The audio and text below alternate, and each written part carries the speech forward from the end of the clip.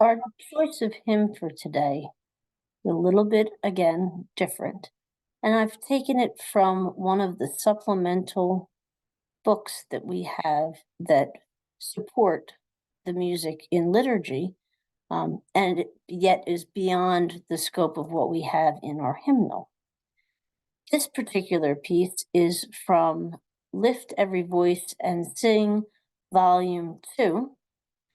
And the connecting thread within that particular book is that all of the music is written by African American or people of color. Now, this particular piece was written by Charles Albert Finley, and he was born in Berlin, Maryland in 1851.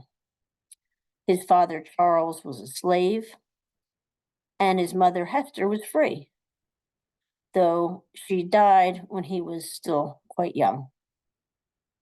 His mother's sister then took him in and raised him. And she did that so that the young man could continue, the young Charles could continue to be free. If he had lived with his father, Charles, who was a slave, that would have been allowed the owners to then make him a slave as well. So, in his book of sermons that he wrote that are still available today, he said that he was hired out to wherever his father could place him. As he grew, he married Daisy Henry when he was about 17, and together they had 8 children. Tindley was largely self-taught throughout his lifetime.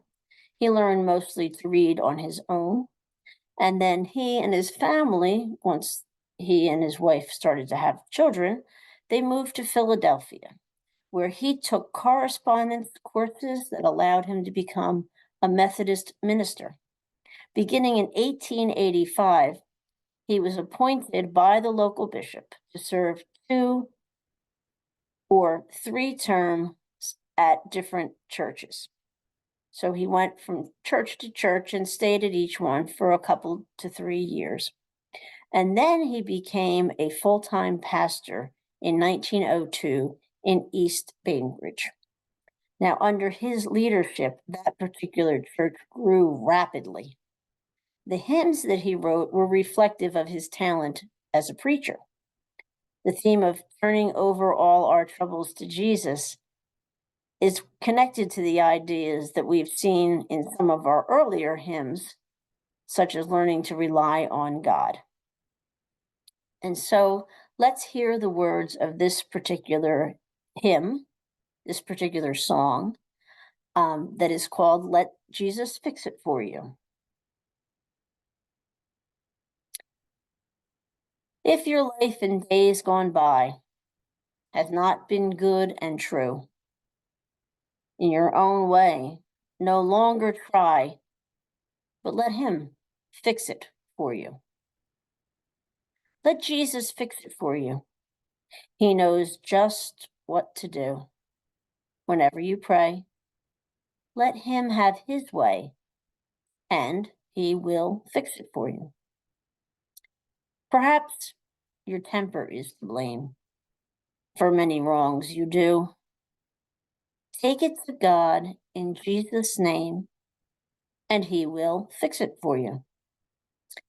If your home is in trouble, the course you should pursue, go talk with God, your hand in his, and he will fix it for you.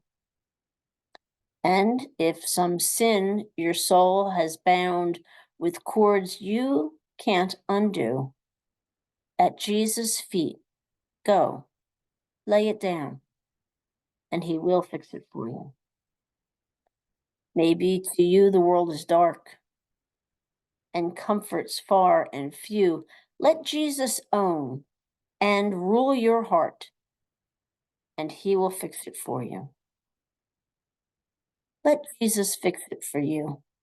He knows just what to do. Whenever you pray, let him have his way, and he will fix it for you.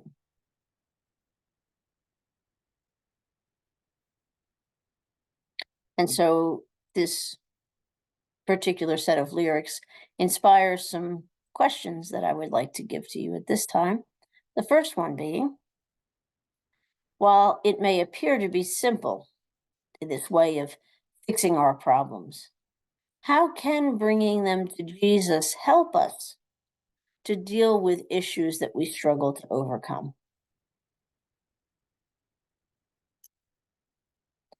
Second, remember a time in your life where you felt you had no control. How is turning ourselves over to Jesus helping us in those situations? And finally, how does this advice help when we contemplate those temptations that we have been addressing during the whole of this Lenten season? And so take those questions with you as you go throughout the rest of your day today. And I hope to see you back again tomorrow when we can have another conversation about another one of those wonderful songs that we have in our repertoire. And until then, take care and God bless.